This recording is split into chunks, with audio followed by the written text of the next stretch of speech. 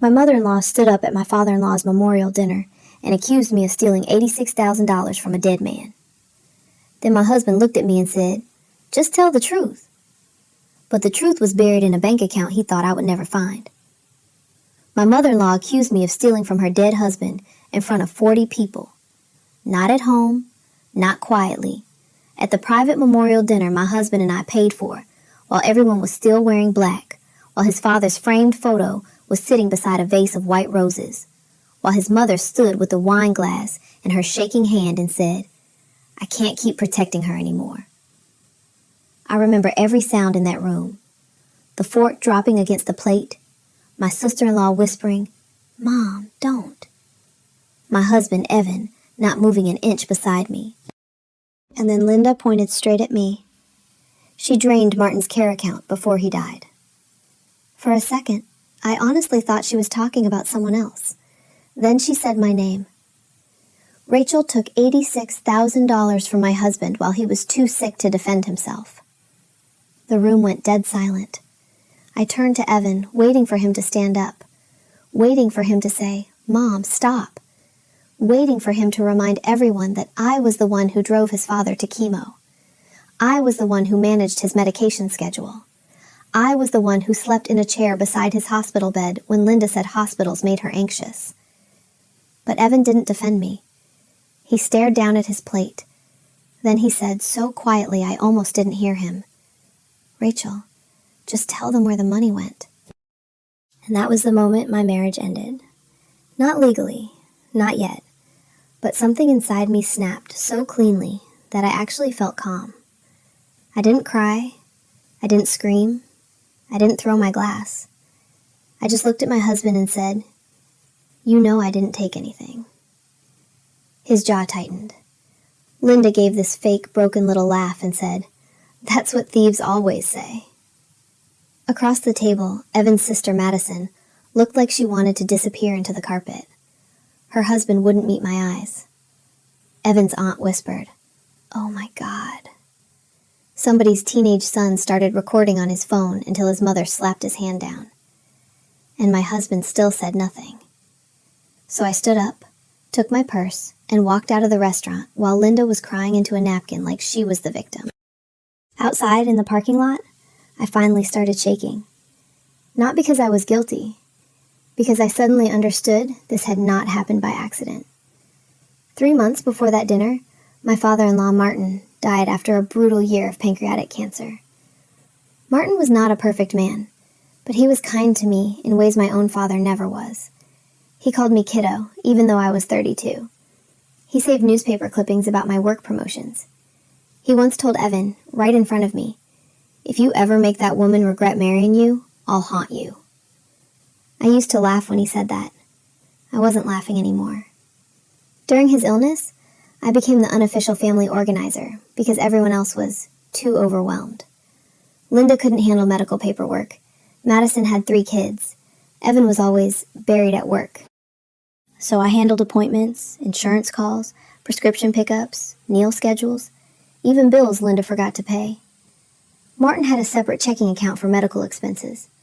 Linda gave me access because she said she trusted me more than herself.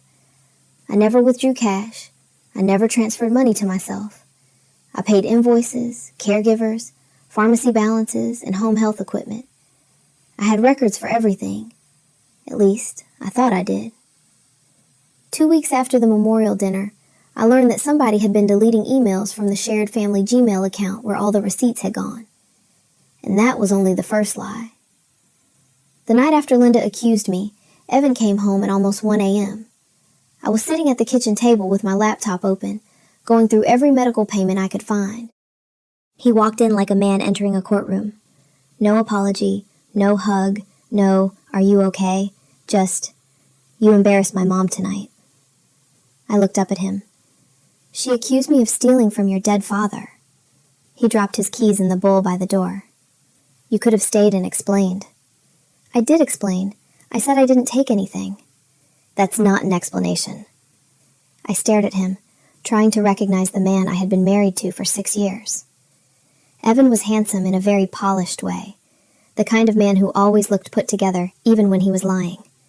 Clean shirt, steady voice, calm face. People trusted him because he never seemed emotional. That night, his calmness felt rehearsed.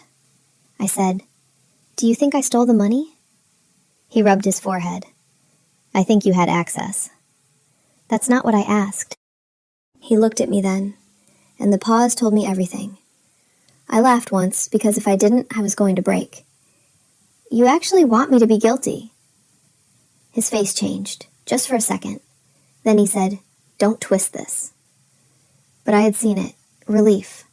Not anger, not confusion. Relief. Like he had been waiting for me to say the wrong thing so he could use it against me.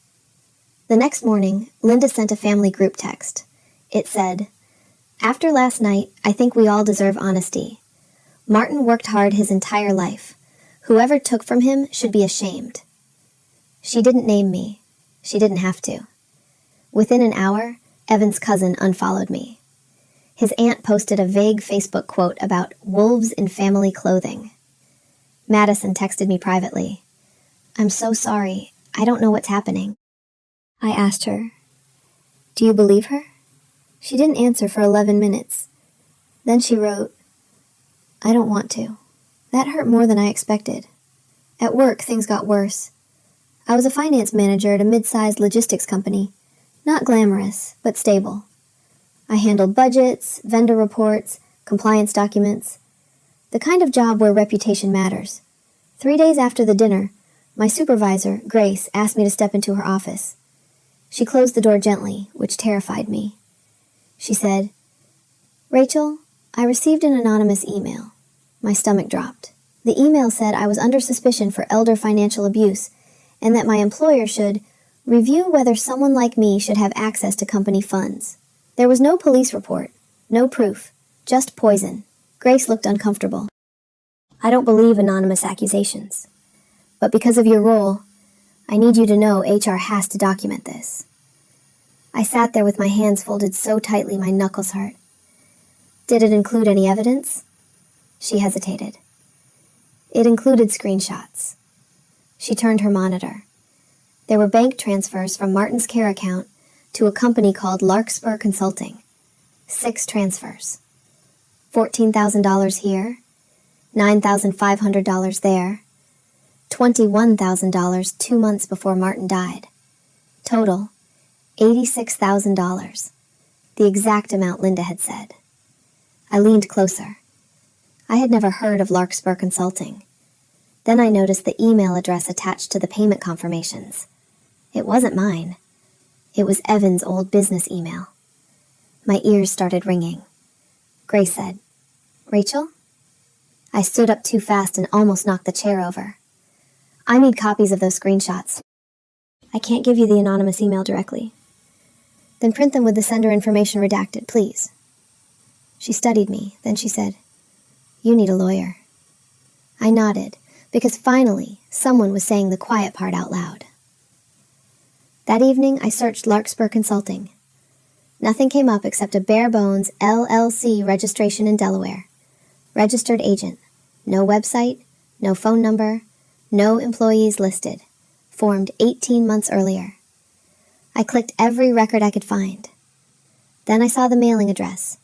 A UPS mailbox in Westbrook, the same town where Evan worked.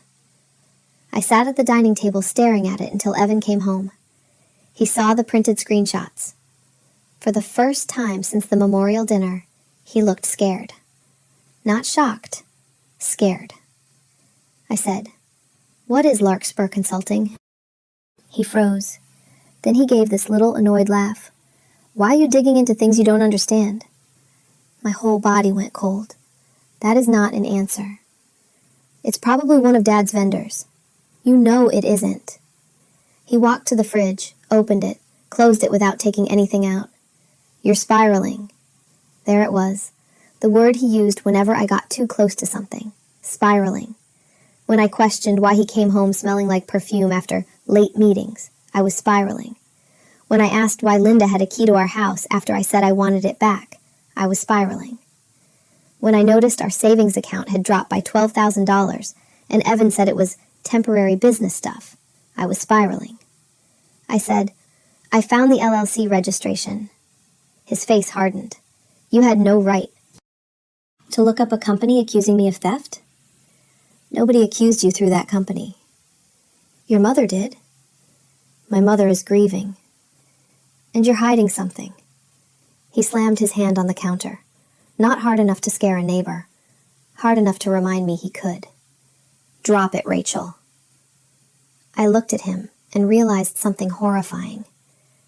I was not in a marriage anymore. I was in a cover-up.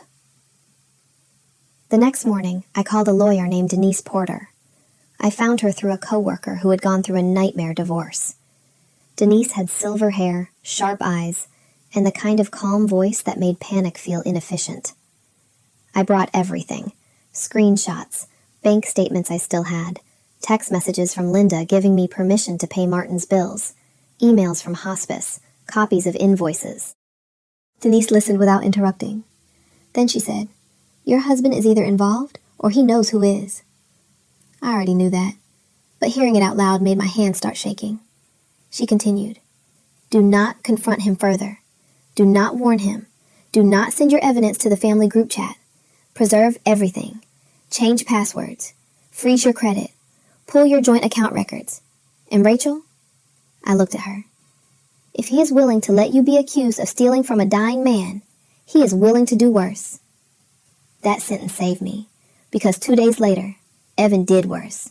He moved $38,000 out of our joint savings account. I found out when my debit card declined at the grocery store while I was buying dog food and coffee creamer. The cashier looked embarrassed for me.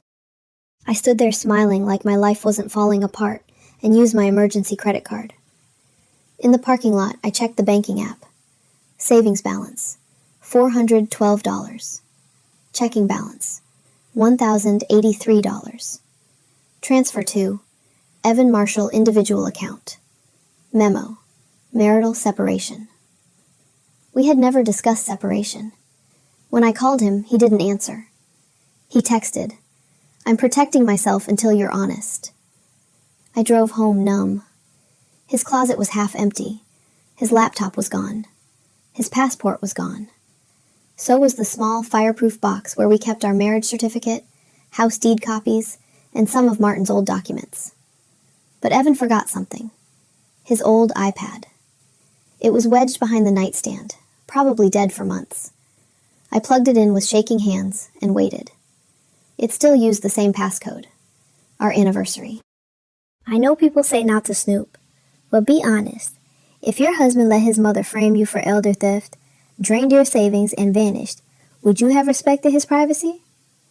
The iPad opened. At first it looked useless. Old apps, old emails, photos from vacations where I still looked happy. Then a notification popped up from messages, synced from his phone. Linda. Did she find the account? My heart stopped. Another message came in. Evan. She found Larkspur, not the other one. The other one. I took screenshots so fast my fingers barely worked. Then Linda replied, "You promised this wouldn't come back on Madison." Madison? My sister-in-law? The one who said she didn't want to believe I stole? I searched the iPad for Larkspur. Emails came up. Not many. Enough. There were invoices from Larkspur Consulting addressed to Martin Marshall for private care coordination services. Except they were fake. The formatting was sloppy. The dates didn't match Martin's actual care schedule. One invoice charged for overnight care on a weekend when Martin had been hospitalized. Then I found a forwarded email from Madison to Evan. Subject line, "Use this one instead." Attached was a fake invoice. My chest actually hurt. Madison had 3 kids, a perfect Instagram house, and a husband who sold boats but somehow never seemed to sell enough boats to pay for their lifestyle. Linda was always slipping her money. Evan complained about it constantly. Or at least, I thought he complained. Now I wondered if he had been jealous that she was getting paid too. I kept searching. Then I found the other one. Not Larkspur. A company called Vale and Stone Administrative Services. Another LLC. Another mailbox. This one had received $54,000 from Martin's personal account, not the care account, his personal account. And the authorized user on the paperwork was not Madison. It was Evan. I remember sitting on the bedroom floor with the iPad in my lap, whispering, "You stupid, stupid man." Not because I felt superior. Because if Evan had just defended me, if he had just kept his mother quiet, maybe I never would have looked. But they got greedy. They needed a villain. And I was convenient. Denise filed for an emergency financial order and advised me to make a police report. I was terrified. Not because I was lying, because telling the truth meant blowing up an entire family. Before I went to the police, I called Madison. She answered on the second ring, voice soft and nervous. "Rachel?" I said. "I know about Larkspur." Silence, then a tiny inhale. "I don't know what Evan told you." "That's interesting, because I didn't say Evan told me anything." She started crying immediately. Not loud, dramatic crying. Small, trapped crying. "I didn't know it was going to be like this." I closed my eyes. "Like what?" "Mom said Dad wanted the money to go to the family before the nursing home took everything. She said it was basically inheritance planning." "Through fake invoices?" She sobbed. I know it sounds bad." "It is bad, Madison." "I was drowning. Tyler's business was failing. We were behind on the mortgage. Mom said Dad would want to help us." "Did Martin know?" She didn't answer, so I said it again. "Did Martin know?" Her voice broke. "No." There it was, the first real confession. But then Madison said something that made everything worse. "Evan said you would never notice." My stomach twisted. "Evan?" "He said you were too busy taking care of Dad and that you trusted the family account system. He said if anything ever came up, people would assume you messed up the paperwork." I stopped breathing for a second, not because I was surprised, because some part of me had still been hoping my husband was just a coward. He wasn't. He was the architect. I said, "Why did Linda accuse me publicly?" Madison whispered, "Because the estate lawyer started asking questions." "What questions?" "Dad changed his will." I sat up. "What?" She sniffled. 2 weeks before he died, he added you." I thought I misheard her. "Martin added me to his will?" "He left you the lake cabin." My hand flew to my mouth. The lake cabin was tiny, old, needed repairs, but Martin loved that place. He taught Evan to fish there. He said it was the only place Linda couldn't redecorate. I had taken Martin there once near the end, just for an afternoon. He was too weak to walk to the dock, so we sat on the porch wrapped in blankets while he watched the water.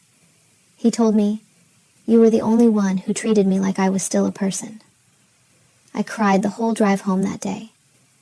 Madison said, "Mom lost her mind when she found out. She said you manipulated him." I laughed, but it sounded ugly.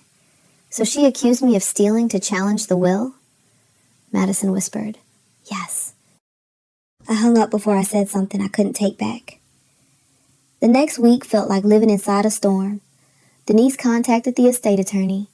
The estate attorney confirmed Martin had changed his will 11 days before he died, while evaluated as mentally competent by his doctor.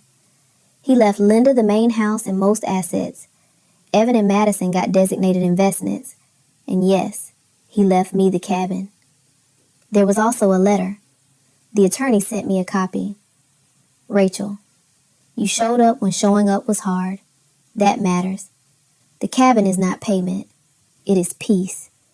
Use it when you need to remember that family is not always who shares your name. Martin." I read that letter in my car and cried so hard I had to pull over. Then I got angry. Not loud angry, focused angry. The kind that makes you stop explaining yourself and start documenting. Denise arranged a formal meeting with the estate attorney, Linda, Evan, Madison, and their spouses.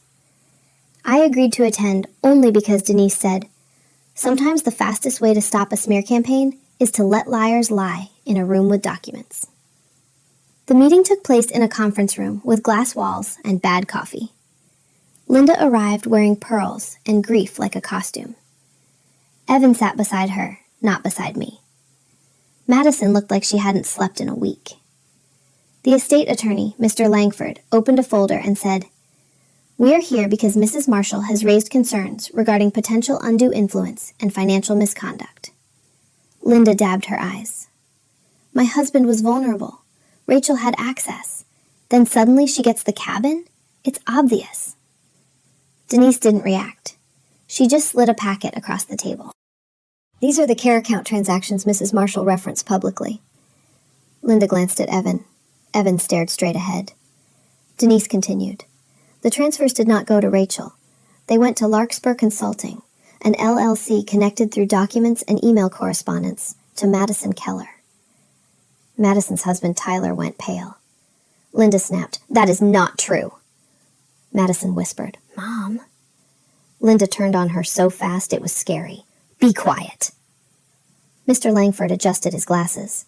Denise slid another packet forward. "These are invoices submitted to justify those transfers. Several appear to bill for services on dates when Martin Marshall was hospitalized. We also have communications suggesting the invoices were created after the fact." Evan finally spoke. "This is ridiculous." "Rachel clearly fabricated." Denise held up one finger.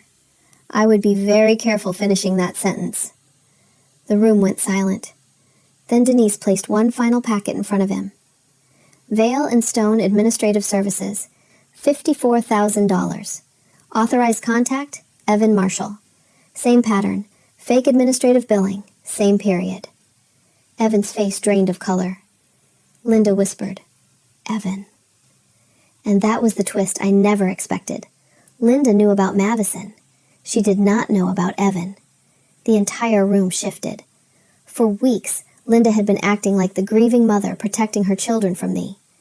But in that moment, she became exactly what she accused me of being. A woman realizing someone had stolen from her dead husband. Her favorite child. Her son.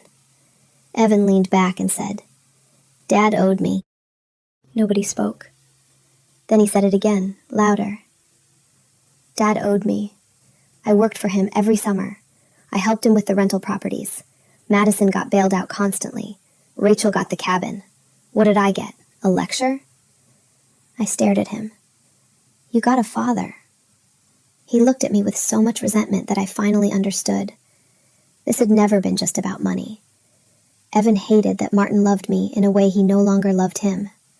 Not more, just differently, and he could not stand it. Linda started crying for real this time. "Evan, tell me this isn't true." He laughed bitterly. "You wanted Rachel blamed. Don't act innocent now." That sentence cracked the whole room open. Mr. Langford said, "Mrs. Marshall, did you knowingly make a false accusation at the memorial dinner?" Linda's mouth opened, closed. Madison was crying into her hands. Tyler looked like he might vomit. And Evan just sat there, exposed and still arrogant enough to think he could talk his way out. He turned to me and said, "You're really going to destroy my family over money?" I said, "No, Evan. You destroyed your family. I just brought receipts."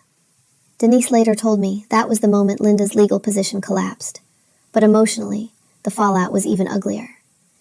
Evan moved in with Linda for exactly 9 days before she kicked him out. Madison's husband separated from her after learning they had used part of the money to cover his failing business without telling him where it came from. Linda sent a family-wide email saying, "Mistakes were made during a period of grief," which was apparently rich person language for, "We committed financial fraud and blamed my daughter-in-law." Denise told her that wasn't enough, so Linda had to send a corrected statement. This time, she named me.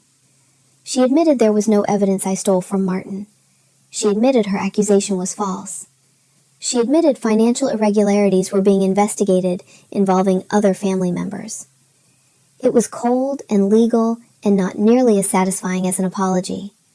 But it was public, and sometimes public truth is the only apology people like that understand. At work, Grace called me into her office again. This time, she hugged me. She said HR had closed the documentation matter and would remove the anonymous complaint from my internal record.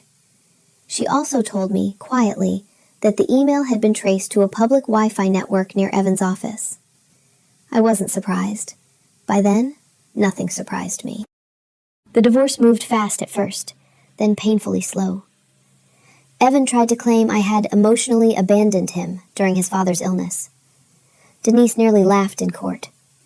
Then she submitted the calendar showing I attended 31 of Martin's appointments. Evan attended 4. He tried to keep half the savings he moved. The judge ordered a temporary reimbursement. He tried to say the lake cabin was a marital asset. The estate attorney shut that down. He tried to tell mutual friends I had turned his family against each other. But people had seen the documents, and more importantly, people had seen him let his mother humiliate me at a memorial dinner. That kind of cowardice follows a person. 3 months after the conference room meeting, I went to the lake cabin for the first time as mine. It smelled like dust, cedar, and old coffee. The porch sagged a little. The kitchen faucet screamed when I turned it on. There was a mouse nest in the drawer where Martin used to keep batteries. I should have felt overwhelmed. Instead, I felt safe. I found an old photo of Martin and Evan fishing when Evan was maybe 10. Evan was smiling with a gap-toothed grin, holding a fish too small to brag about. For a second, I grieved the boy in that picture. Because I don't think people are born cruel. I think some people spend years feeding their bitterness until it becomes the only honest thing about them. A week later, Madison called me. I almost didn't answer, but I did. She didn't ask me to forgive her. That surprised me. She said, "I'm starting therapy. Tyler and I are separated. I'm cooperating with the investigation. I just wanted to say I'm sorry without asking you to make me feel better." I sat on the cabin porch, watching the lake move in tiny silver lines. I said, "Thank you for saying that." She cried. I didn't comfort her. That may sound cold, but I had spent years comforting people who hurt me. I was done. Linda never truly apologized. She mailed me a handwritten card that said, "Grief made me act in ways I regret." I mailed it to Denise. Denise laughed and said, "Frame it under almost accountability." Evan's life got smaller. His company put him on leave after the financial investigation became known. Some of Martin's estate funds were recovered through legal settlements. I don't know every detail because Denise advised me not to obsess over his consequences once my name was cleared. But I heard enough. He lost friends. He lost the polished reputation he cared about more than our marriage. He lost his father's cabin. And eventually, he lost me completely. The final divorce hearing was strangely quiet. No dramatic speeches, no shouting. Just papers, signatures, legal language, and the heavy silence of 2 people who used to share a bed. Outside the courthouse, Evan followed me down the steps. He looked thinner, older, less certain. For 1 second, I saw the man I married. Then he said, "You didn't have to take it this far." And just like that, he disappeared again. I turned around. "Yes, I did." He shook his head. "We could have handled it privately." I said, "You accused me publicly." He had no answer. So I gave him the last words I ever said to him. "You taught me that silence protects the liar, not the victim." Then I walked to my car. I didn't look back. That night, I drove to the cabin instead of going home. I brought takeout, a bottle of cheap wine, and a box of Martin's letters the estate attorney had found in his desk. Most were boring notes about property taxes and repairs, but one envelope had my name on it. Inside was a single page. "Rachel, if you are reading this, I hope the cabin is quiet. I hope you are not letting my family make you feel small. Some people confuse loyalty with obedience. You don't owe anyone your silence just because they call themselves family." I sat on the porch until the wine got warm and the mosquitoes found me. For the first time in almost a year, I felt like I could breathe. I had lost a husband. I had lost a family I thought I belonged to. I had lost the illusion that being useful, patient, and forgiving would make people love me correctly. But I got my name back, and sometimes that is the only inheritance worth fighting for. So tell me honestly, would you have exposed them too? They tried to bury me under a dead man's missing money, but all they really buried was the last version of me who still believed their lies.